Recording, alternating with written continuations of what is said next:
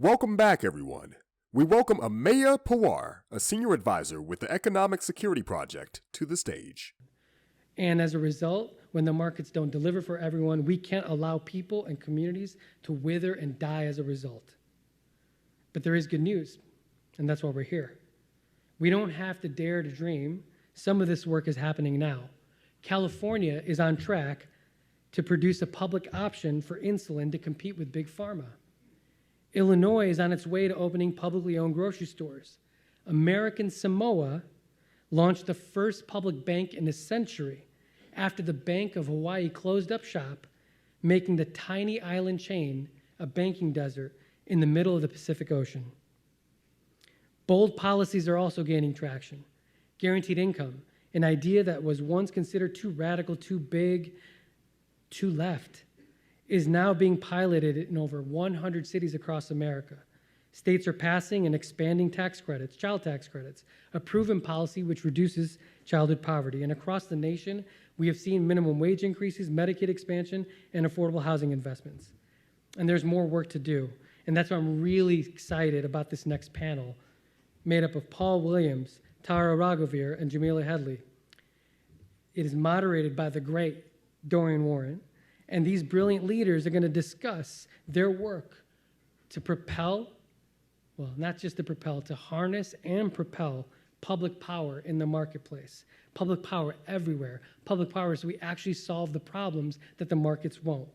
I think it's going to be an amazing and inspiring conversation for sure. But teeing up this conversation is a bold, progressive change agent. Our keynote speaker is Lieutenant Governor Peggy Flanagan from the great state of Minnesota, and it is an honor to have her here. The Lieutenant Governor is a longtime champion for children, for working families, for communities of color, and for Indigenous communities. And you know, she is here on the heels of one of the most productive state legislative sessions anywhere in history.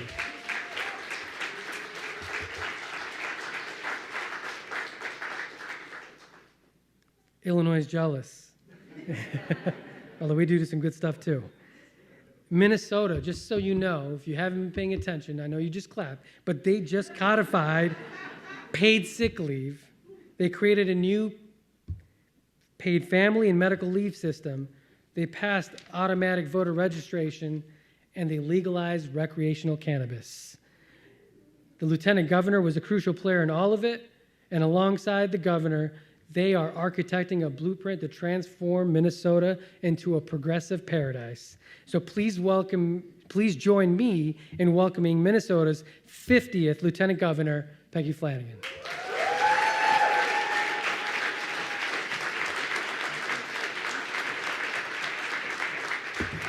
Wow. Well, thank you so much. And my husband is from Illinois, so, you know, that's pretty good. Yeah, that's pretty good. Well, Buju, Peggy Flanagan, and Dishnakaz, Guababiga, Nikag, Nandunjaba, Mangan. My name's Peggy Flanagan. I'm a citizen of the White Earth Nation, which is the largest tribe in Minnesota and the best-looking tribe in Minnesota.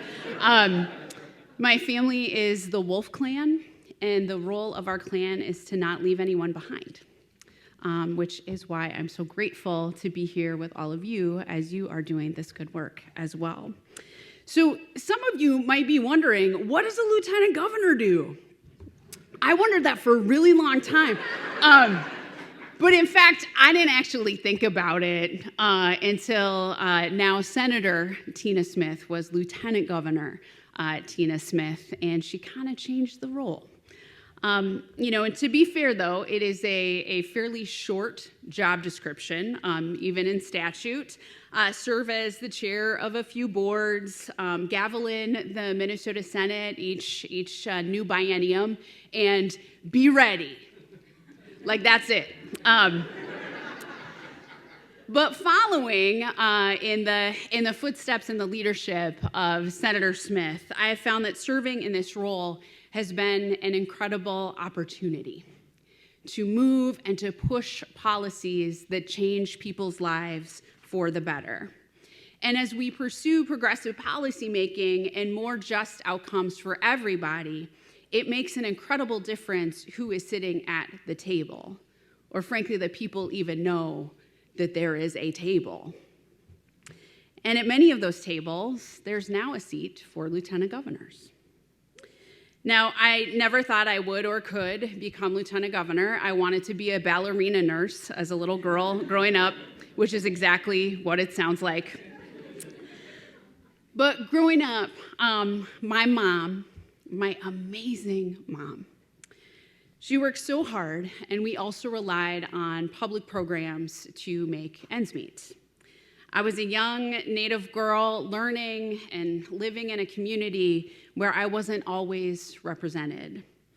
I didn't see many people like me in positions of power.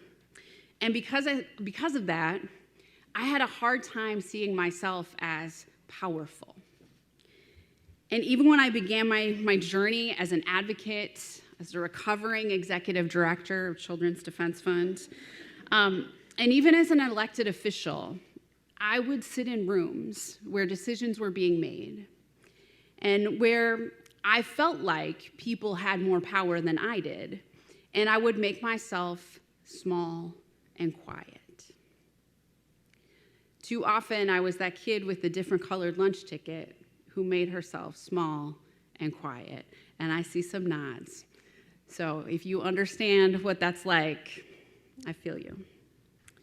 But then I started to listen to some of these conversations and some of the decisions that were being made, decisions about funding for public programs, decisions from people in philanthropy, decisions from lobbyists who decided which way the coalition was going to go, how they were going to engage in policy and program regarding people living in poverty. And what I realized was that I might be the only person in the room who had firsthand experience of living in childhood poverty, and that these experts were not, in fact, experts in anything. And I actually knew more than many of those folks, those powerful people, about the lived experience of poverty. So how do we make better decisions that move us towards more progressive and more supportive economy, one that lifts people out of poverty, that reduces disparities and delivers what people need, not only to survive, but to thrive? And that's not just a bumper sticker or rhetoric, like we can actually do it. We put the people who are most impacted at the center of decision making, and we treat them like experts because they are. Take the Minnesota Family Investment Program as an example. MFIP, what's our state's TANF program, is an important program. In our first year of 2019 of our administration, Governor Walz and I worked with partners in the Minnesota legislature to deliver the very first increase in MFIP reimbursements since I was in first grade and my family utilized the MFIP program. I don't think I need to disclose my exact age, but to be clear, the power of the dollar has changed since that time. We all know that an extra $100 per month is not everything, but it's clothes for a new school year. It's maybe another week of groceries. It's a light bill. It means a lot for those who've had to figure out how to make $20 last to the end of the week. And this past legislative session, one of the most productive of my lifetime, we were able to deliver again, changing the filing requirement for families utilizing MFIP from every month to every 6 months. And can you imagine if you had to fill out your driver's license applications, your taxes, et cetera, every single month? For families who are already just making it, who are in crisis, we can streamline processes to actually make it easier for them to outsource resources. We make it really hard for people to be poor. Really hard. And it is that simple. It's that simple. These are the changes that are only made possible by people with lived experience sharing their stories, being believed, and then watching us implement this policy change. So when we think about building an economy and a community that works for everyone, that lifts people out of poverty, I also want us to think about infrastructure. And this is this buzzword, and it's Infrastructure Week, and blah, blah, blah. But I want you to really think about it.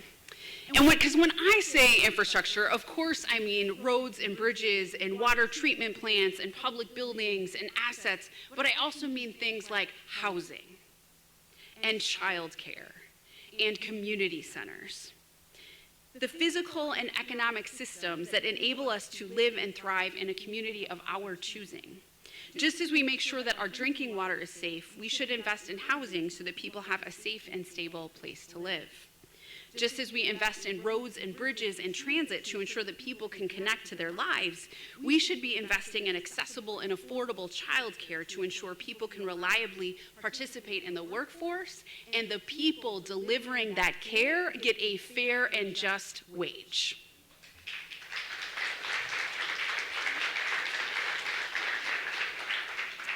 And just as we ensure our publicly owned assets, like our universities and parks, are well maintained, we also should be investing in community assets and projects, especially those led by and for Native people and people of color, because our communities make our communities great. When we think of these systems and these investments as infrastructure, we begin to understand that these are for the public good. These are public goods. When we think of a good use of public dollars, safe, stable, and affordable housing is right at the top of that list. And building a progressive economy relies on safe, stable, accessible, and affordable housing. My story has been heavily impacted by public funding in housing, as my mom moved us to my beloved community of St. Louis Park when I was just a baby using a Section 8 housing voucher. Whether it's rental assistance, emergency shelter, FHA loans, or the mortgage interest tax deduction, I would venture to guess that everyone in this space and watching online has benefited from public investments in housing. In Minnesota, we've been on a long journey where the shiny narrative of home ownership and housing stability has masked and delayed needed conversations on capital. Of course, when you dig into the numbers, you see that these rates are not just the same across demographic lines. Our neighbors and our relatives and our friends of color are falling far short of the dream of home ownership. We lagged in giving our state housing finance agency adequate tools to invest in housing programs and services that would benefit all Minnesotans. We kept decades-old and outdated policy that structured negative tenant-landlord relationships with limited, if any, tenant protections.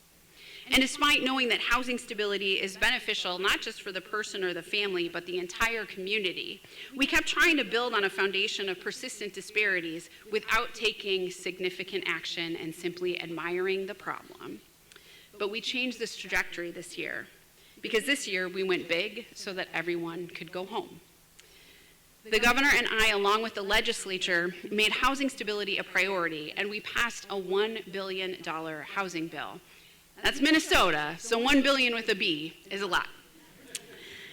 And I'll say it again because for us it's historic, and it's across the entire continuum of housing needs. For context, our state investment in our housing agency has hovered around $115 million every 2 years. We are making targeted efforts to build affordable housing production, increase first-time home ownership opportunities, and excitingly, we are expanding rental assistance investments. Additionally, we are finally making some needed updates related to protection for renters from unnecessary evictions and discriminatory practices to keep people in stable housing. But I want to say we know that there are many good landlords out there and those who want best for their tenants and their properties, and we need them to be successful. However, we also need good tenants to have the power to maintain their housing. The trauma of eviction should never be a scarlet letter that you are forced to wear for the rest of your life. And that was the policy that existed in Minnesota. Housing fires me up because, pun intended, it is the foundation for stable living, for families, and for strong communities. And we need to talk about it in the entire trajectory, from our relatives experiencing homelessness, to emergency shelter, to transitional housing, to rental housing, to home ownership. We need everything to work together. And a progressive economy invests in our future. Now, Governor Walz and I believe a budget is not just a fiscal document, it is a moral document that provides direction for how we choose to invest in our citizens and how we choose to invest in everyone who lives in Minnesota. I'm especially proud of the work that we've done to invest in kids and families, because our goal is to make Minnesota the best place in the country for kids to grow up. And let me tell you what it's been like for the last 6 months, and I want to talk about reducing child poverty. We have a long list of accomplishments, but this one is my favorite. Our budget includes a nation-leading child tax credit, which provides up to $1,750 per child for lower-income families.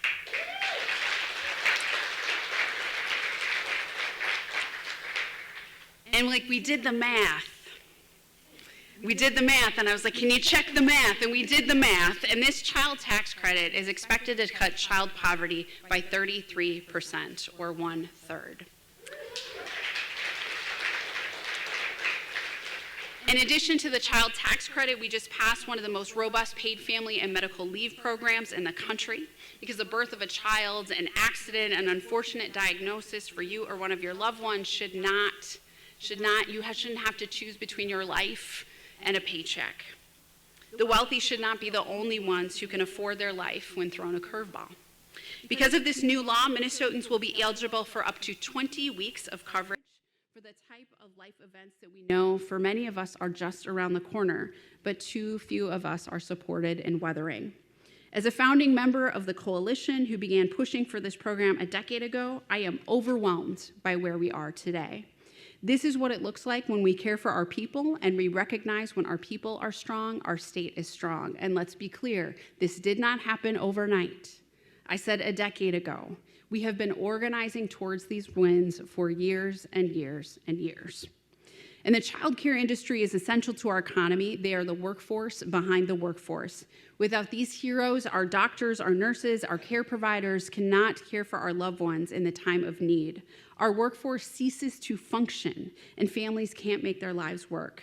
We also know that in Minnesota, as in a lot of states, the childcare industry and workforce have long been underinvested in, which only was exacerbated by the pandemic.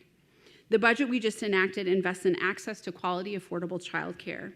We've increased the Child Care Assistance Program, making CCAP more affordable for more families. We've completely eliminated the wait list, making sure that all families can access affordable childcare when they need it. And we extended eligibility to foster families, expanding eligibility to serve more kids. Because we know that equitable, affordable, sustainable childcare is critical for strong child development and economic stability for families and communities. And we are finally talking about this in the way that it needs to be talked about. Finally, a progressive economy builds and maintains our public and community assets. In Minnesota, our budgeting process for public infrastructure flows through communities focused only on capital investment. The norm has been to pass a capital investment bill funded by issuing bonds to invest in state and local facilities that will serve the public interest for coming decades. Good work that we can believe in, but we want to be better than good. For far too long, bonding was a secret handshake that happened behind closed doors in our state. Even when I was in the legislature, I was like, y'all, what are they doing in there? What are they deciding, right? And the people in the room, who oftentimes didn't look like the communities who needed the most investment, were making those decisions. I'm really proud that we have been able to set a new standard for how we do this work in Minnesota. These bills need and have included funding for community-based organizations that are led by and for and serve communities of color and Indigenous communities. These dollars go to communities that have been ignored for far too long for public investment and in the built environment. These state funds provide the foundation for facilities that enable organizations to most impactfully deliver for their communities. This has also required a shift in mindset. Funds from the sale of bonds generally come with requirements that generally leave nonprofits ineligible to own these projects. So we've needed to devote resources from the state general fund in cash. In 2020, under divided government, we secured an initial $30 million for capital projects at community-based organizations. Just last week, we signed a bill with over 35 projects totaling more than $120 million to organizations led by and for people of color. Examples like this in the bill include funding for organizations like the Anda Young Center, an emergency shelter in St. Paul serving Indigenous youth. V3 Sports in Minneapolis and North Minneapolis, which will bring an Olympic swimming pool and accompanying facilities to a neighborhood often passed over for investment. Indigenous Peoples Task Force and this Center for Art and Wellness will continue the healing traditions that have been passed down through generations, providing an urban sanctuary where body, mind, and spirit can become whole through time-honored Indigenous cultural traditions and practices. We have set a clear understanding for future capital investment bills, that they're an opportunity to invest not just in roads and bridges, but in organizations that anchor our communities for generations to come. Today, Minnesota feels like a shining example that it's possible to deliver progressive policy and progressive outcomes for the people that we serve. But again, it doesn't happen on accident. It's because of nonprofit organizations, it's because of labor, it's because of faith communities all working together to make sure that this was possible. It was celebrating our wins along the way and then building upon them. And it was about movement leaders getting involved and engaged in electoral politics to run and to serve, stay committed and connected to the communities that they represented, and they could pass policies that came directly from communities themselves. That is the secret sauce for how we can get these things done. Too often in progressive spaces, we stop before the work is complete. And we cannot stop. We need to continue these wins. What I shared here is just the tip of the iceberg for what might be Minnesota's most transformational legislative session of the last 50 years. And we know that political capital, it's for spending. The work doesn't stop with passing progressive policy. We have to go implement all the reforms and the amazing things that we just did, but this has to be done in partnership with stakeholders and in partnership with community. It is a monumental challenge, but this is why myself, Governor Walz, and our legislative partners, in particular, this new class of incredible legislators of color who come directly from community, who know why they're there and who they are responsible to, we ran to govern and to implement progressive economic policies. So before we move on to this amazing panel, I have one request of you. We are so proud in Minnesota, and now we need to do something that is super uncomfortable for us. We need to be loud about it. We are a very humble people, so please help us tell this story.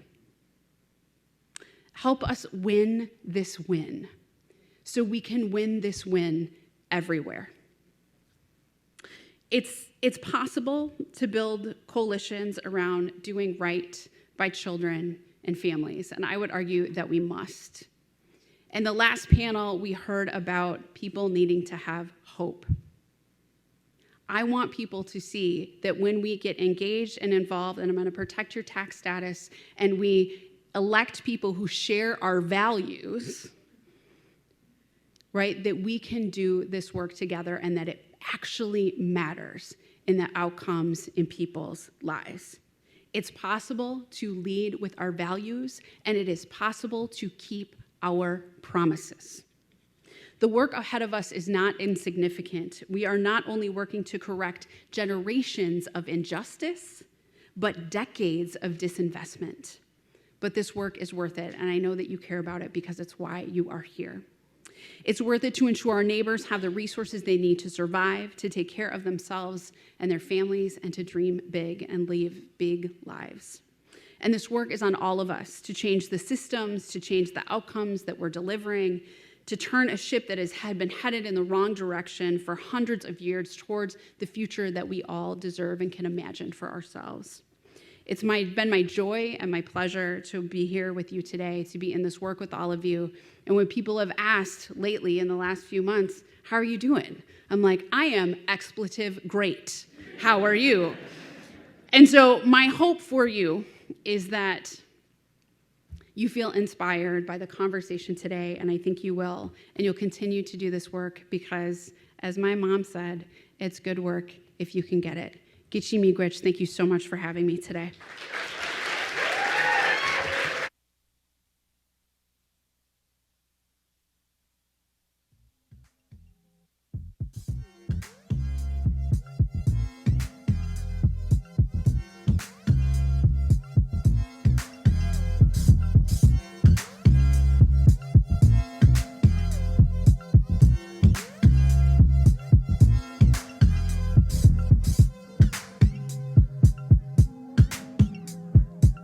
Next panel moderator,